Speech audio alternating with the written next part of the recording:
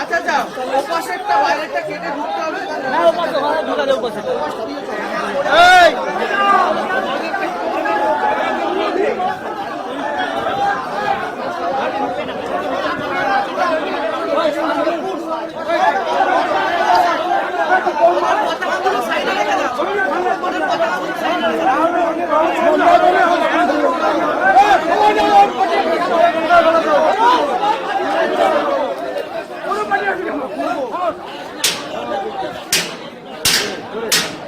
Hello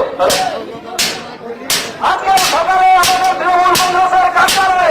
কিছু দুষ্কৃতী এসে তারা লাগিয়ে দিয়েছে বড় বড় কথা বলছিল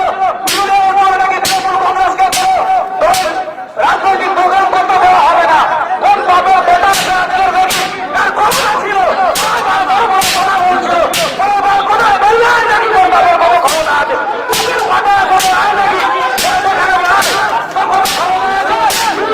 তৃণমূল কংগ্রেস বাইরে এসেছে একই কথা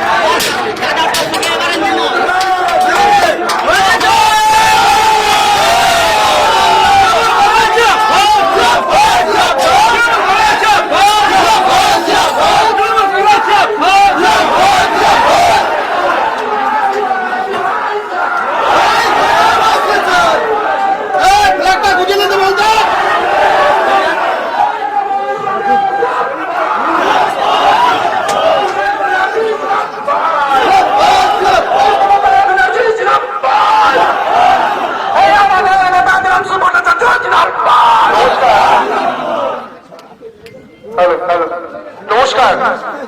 আমি শুধু আপনাদের এই কথা বলি মমতা বন্দ্যোপাধ্যায় 2011 সালে বলেছিলেন রবীন্দ্রসঙ্গীত বাজানোর কথা আমরা হিংসায় বিশ্বাসী নই আমরা তৃণমূল কংগ্রেস সন্ত্রাসে বিশ্বাসী নই আমরা তৃণমূল কংগ্রেস মারামারি হানাহানিতে বিশ্বাসী নই যে কারণে প্রথম দিন যখন টিকিট ঘোষণা হয় আমি বলেছিলাম আমরা চাই নির্বাচন শান্তিপূর্ণ হোক কিন্তু বিজেপি একদল গুন্ডা শুভেন্দু অধিকারীর পরামর্শে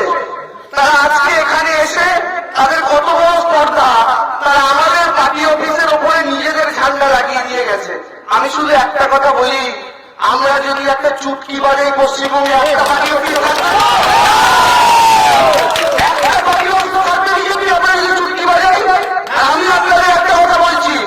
আমরা গোটা নন্দীগ্রাম জুড়ে কত সন্ত্রাস করে ওরা দেখবো আমরা গোটা নন্দীগ্রাম জুড়ে একটা বিরাট কুইক রেসপন্স টিম বানাবো যে টিমে আমাদের 500 ছেলে মেয়ে থাকবে। এই ভোটের 2 মাস নন্দীগ্রামের যে প্রান্তে আমাদের কোন পার্টি অফিস কিংবা কর্মীর ওপর হামলা হবে, 15 মিনিটের মধ্যে সেই 500 জনের টিম সেখানে হাজির হবে। এবার আমরা একত্রিত হয়ে আমরা দেখি